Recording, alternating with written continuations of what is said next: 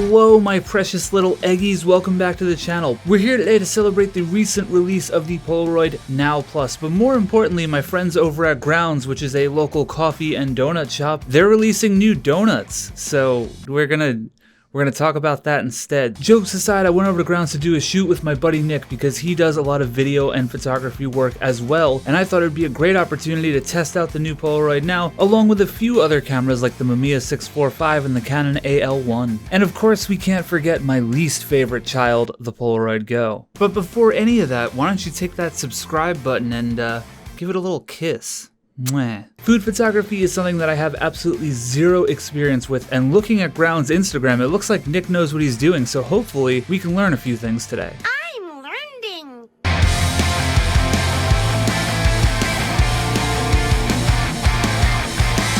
I'm not going to spend too much time talking about the setup, but I feel like some people might be curious about it. Nick uses natural light, so we parked ourselves right by the window. The window had some blinds on it, which was kind of breaking up the light a little bit, giving it a nice little bit of diffusion. Onto the table, Nick laid down a seamless backdrop, and we had a bounce board, which was just foam core, to bounce some of the light from the window back down onto the table. The window is the key light and the little bounce board is the fill. After that, we just had to set up the scene. Nick had a prop box, so we took out some random elements, threw them into the frame, and I added that plaid. The real ones will know where that's from. Then the last step, of course, is to add the donuts. The first one on the menu was this beautiful s'mores donut.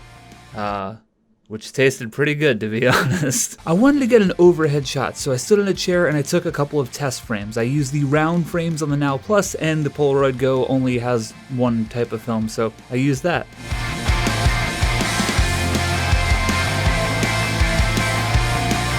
Now, the natural light we were getting through the window was good, but it was kind of overcast, and I was hoping for a little bit more light than that. We had no additional lights, and I gotta say, things really didn't go the way I planned. Shocker for this channel, huh? I went exclusively with the natural light. I didn't use the flash, and I didn't use the companion app. I decided to let Polaroid take the wheel, and boy was that a mistake. The camera decided to meter and use a slightly slower shutter speed, probably around 1/30th or slower than that, so everything is not exactly sharp. I should know better. I'm not new to this Polaroid thing, and I know that they need a lot of light. I didn't think using the flash would be a good idea because the backdrop was so bright that it would have just all reflected back at me, and the donut also had a lot of white in it too with the marshmallows, and that would have all blown out. I also took a shot using the yellow filter, which again, the shutter speed was a little bit too slow for it to be sharp, but it weirdly made me think of season 2 of Breaking Bad when they're, you know, across the border where everything was yellow. So maybe we'll do a Breaking Bad inspired shoot. That'd be pretty cool. Gotta say though, the yellow filter didn't make a whole lot of sense here, but hey, we're experimenting, so whatever. On the bright side though, I did get one shot that I was satisfied with on the Now Plus. It's not the sharpest Polaroid that I've ever taken, but it works. For those of you who are watching this video only for the Polaroid Now Plus, stick around because I have some more photos on another donut, and I tested out the camera a little bit further because I wanted to get a few more shots and use the app a little bit. So watch the video to the end. Moving on to the Polaroid Go. Now I want you guys to put on your thinking caps and think back way to the video where I talked about my first impressions on the Polaroid Go. I gotta be completely honest with you, I wasn't necessarily hyped for this camera. I mainly got it for you guys. I don't know, I wasn't sold on the format. And I gotta tell you, after shooting a handful of Polaroid Go frames, I think 13 to be exact, I'm still not sold on the format. I know, I still haven't made that review yet, I will. But spoiler alert, I'm still not sold on the format. Kind of similar to the Now Plus, I got one frame that I was happy with, but for the most part it was using a shutter speed that I think is just a little bit too slow to go handheld with. And I think just on a conceptual level, I just don't get what the Polaroid Go is for. Apart from the gimmick of saying, wow, look at how small and cute it is. That's what she said! I don't get it. And I'll elaborate further in my review video that is coming soon. TM. Alright, moving on, let's talk about the Mamiya. I was using the Mamiya 645 1000S and I loaded it up with Ektar 100. I know, everyone's favorite. I honestly should have just stuck with 2 rolls of higher ISO film, but I'm not gonna lie to you, I just grabbed 2 rolls at random out of my little film fridge and I thought they were both Portra, but one of them was Ektar. But I will say that 100 ISO film kinda bit me in the ass a little bit because it prevented me from using a higher shutter speed. Because the lighting in the environment did not change. So because of that, I was shooting wide open at 1/60th of a second, which kind of made me quiver in my loins. But I said a little prayer to the gods of tones, and luckily for me, things turned out okay. I was so thrilled with the photos from my Mamiya 645. I feel like I've been using the camera long enough now. I feel super comfortable with it. It's kind of getting like my golden baby boy, the Bentax K1000. When I use the K1000, I don't really have to think so much. I can just kind of focus on shooting, and I instinctively know the settings. And I feel like Karin's gonna make fun of me and make a drinking game out of this again, but man, the bokeh is just, whoa. I'm gonna be honest, I'm a little bokeh goblin right now, and the Mamiya 645 is bringing the tones. For those of you wondering, I did develop the film myself using the CineStill CS41 color simplified kit. I think that's the name. There's a link in the description. I did a whole video about my workflow. And hey, they weren't all winners. You know, some of the focus was like, bleh! But you gotta enjoy a rainy day to really appreciate a sunny one.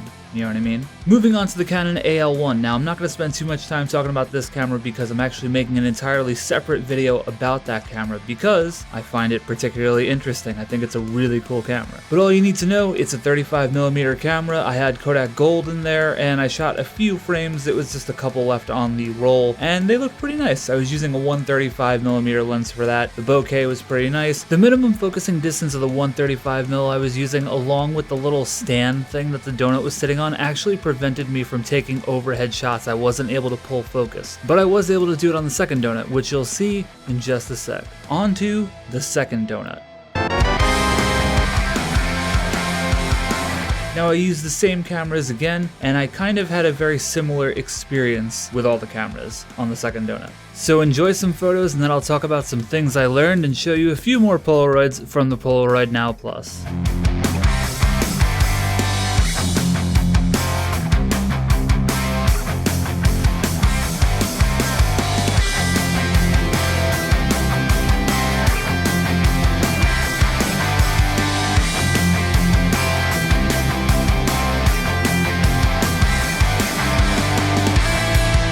In terms of food photography, obviously I am no expert. This was really the first shoot I was doing seriously for food photography. You know, I've definitely taken a photo of like ramen at a restaurant with my phone, but never anything, you know, more serious like this. Some things felt very natural, you know, obviously shot composition and focus. You know, I kind of know what's going on there to varying degrees of confidence. But things like color, for example, using the darker bowl for the lighter marshmallow, stuff like that, that felt pretty natural. What didn't come natural to me though was positioning things. And watching Nick just seemingly drop things down onto the plate and everything just magically kind of lined up in this beautiful way. That's the sort of thing that comes with the experience and the practice of doing this over and over and over again. It comes so natural to Nick, and watching him position everything, it's like magic. I loved it. I was blown away by how quickly he was able to put these scenes together. I would have been sitting there for hours like an idiot trying to assemble these. In terms of the Polaroid Now, first impressions, I am incredibly excited to use this camera more. Just straight out of the box, I had a lot of fun using it. I got a couple of photos indoors without the flash that are pretty damn good. But I wanted to push it a little bit further for this video because I hate the idea of using a camera for an afternoon and talking about it as though I, really know the camera. So again, this isn't a long-term review. These are still first impressions, early thoughts, but a couple of things. I shot some portraits of my friend David, and I am thrilled with the way they came out. The film worked perfectly, and it was pretty warm. It was about 80 degrees Fahrenheit. I'll throw Celsius on the screen because I don't know how to do that conversion in my head. Sorry, people across the pond. You could mount this thing on a tripod. They improved the app, which is really great because Android connectivity always seemed to be an issue for me. Though I will say I was getting this error message, and it kind of just keeps duplicating over and over and over and over and over again every time I try to close the app. So Polaroid maybe fix that. That'd be cool. I'm on a Galaxy S9 Plus. Might just be my phone. I drop it like 40 times a day, so who knows. But the app itself is redesigned and it's pretty beautiful. I tried to shoot some photos of the moon, but womp womp, they didn't come out very good. One thing I noticed about the viewfinder, it seems like it's slightly inaccurate. On a lot of the photos, the right side of the frame seemed to show more of the table. Now, it is entirely possible that my aim is similar to my aim in Doom. Oh, okay. Not good. but I feel like it happened too many times for that to be a coincidence. So I'm definitely gonna have to look into that a little bit more before I say anything conclusive about it. But apart from that, the Polaroid Now is definitely my favorite modern Polaroid. And what this camera does is take all the awesome parts about the Polaroid 1 Step Plus and put them into the Polaroid Now. We have the autofocus system and the Bluetooth controls, all the creative stuff. This is shaping up to be possibly my favorite new Polaroid release. But again, a little too early to tell. Hope you guys stick around and find out what I think about the camera when I finally make a review in 16 years. Anyway guys, thank you so much for watching. Of course you can subscribe to the channel if you want to support me. Give it a like, give it a share. Sharing the video will really help the channel get out there more. Really would appreciate that a ton. And you can find me on the social medias. They're all in the description below, along with all the other videos and people I referenced in this video. Thank you again for watching, and I'll catch you in the next one. Alright, bye. Do you want me to talk? No. I mean, you can if you want. What do you think of photography? I think photography is amazing in the hands of those who are the masters. So not here. Like and subscribe. Sweet Lou Photography. Domain.